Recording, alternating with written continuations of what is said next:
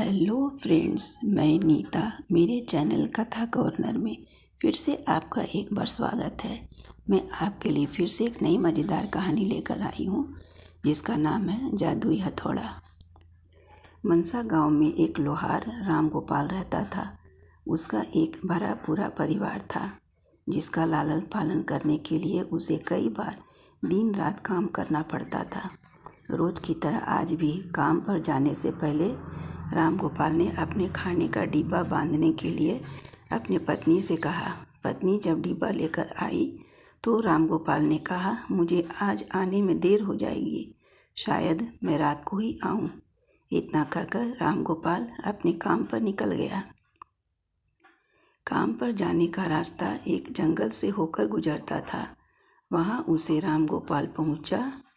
जैसे ही राम गोपाल पहुंचा उसे कुछ आवाज़ सुनाई दी। जैसे ही राम गोपाल कुछ पास गया तो उसने देखा कि एक साधु भगवान का मंत्र जपने के साथ ही हंस रहा है। हैरान होकर राम गोपाल ने पूछा, आप ठीक हैं? उस साधु को राम गोपाल नहीं जानता था, लेकिन साधु ने एकदम से उसका नाम लेकर कहा, आओ राम गोपाल बेटा, मैं तुम्हारा ही इंतज़ार कर रहा था। मैं भूखा हूँ, मुझे अपने खाने के डिब्बे से कुछ खिला दो। बाबा से अपना नाम सुनकर राम गोपाल हैरान था, लेकिन उसने कोई सवाल नहीं किया और सीधा अपना खाने का डिब्बा निकालकर उन्हें दे दिया। देखते ही बाबा ने राम गोपाल का सारा खाना खा लिया। उसके बाद उस साधु ने कहा, बेटा, मैं तो सारा खाना खा गया, अब तुम क्या खाओगे? मुझे माफ़ करना। राम गोपाल ने कहा, कोई बात नहीं बाबा, मैं काम के लिए बाज़ार जा रहा हूँ, मैं वहीं कुछ खा लूँगा।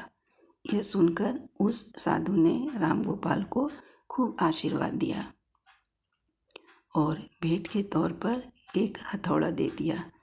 राम गोपाल ने कहा, आपका आशीर्वाद काफ़ी है, मैं इस हथौड़े का क्या करूँगा, इसे आप ही रखिए। साधु ने जवाब देते हुए कहा, बेटा, यह एक मामूली हथौड़ा नहीं है, यह जादुई हथौड़ा है जो मेरे गुरु ने मुझे दिया था और अब मैं तुम्हें दे रहा हूँ क्योंकि तुम्हारा दिल साफ है। इसका इस्तेमाल अच्छे कामों के लिए ही करना और किसी दूसरे के हाथ में इसे कभी मत देना। इतना कहकर वह बाबा वहाँ से अदृश्य हो गए। राम गोपाल अपने हाथों में हथौड़ा लेकर बाजार काम करने के लिए चला गया। औजार बनाने से पहले उसके दिमाग में आया कि आज इसी हथौड़े से लोहा पीटता हूँ। जैसे ही उसने लोहे पर हथौड़े से चोट मारी, वो सीधा औजार बन गया। दूसरी चोट में लोहे के बर्तन बन गए। राम गोपाल समझ गया कि यह सही में जादुई हथौड़ा है।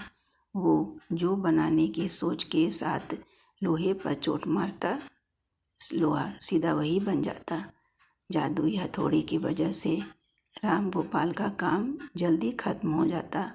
इसी तरह रोज़ राम गोपाल उस हथौड़े से जल्दी काम खत्म कर लेता और कई बार ज़्यादा बर्तन बनाकर उन्हें गांव वालों को भी बेच देता था।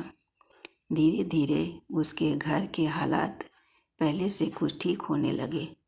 एक दिन गांव का मुखिया उसके घर आया और बोला, हम गांव वालों को शहर जाने में बहुत ज़्यादा समय लगता है, क्या तुम अपने हथौड़े से गांव और शहर के बीच आने वाला एक पहाड़ तोड़ने में मदद करोगे?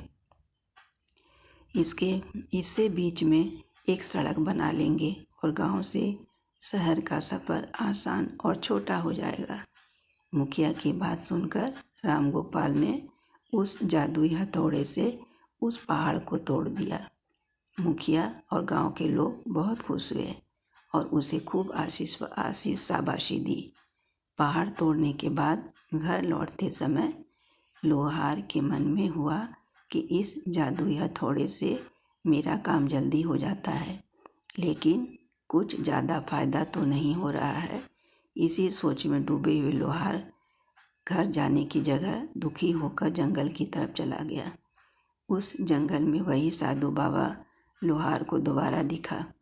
लोहार ने उन्हें अपने मन की सारी बातें बता दी। साधु ने कहा, इसका उपयोग सिर्फ औजार और बर्तन बनाने एवं पहाड़ तोड़ने तक ही सीमित नहीं है।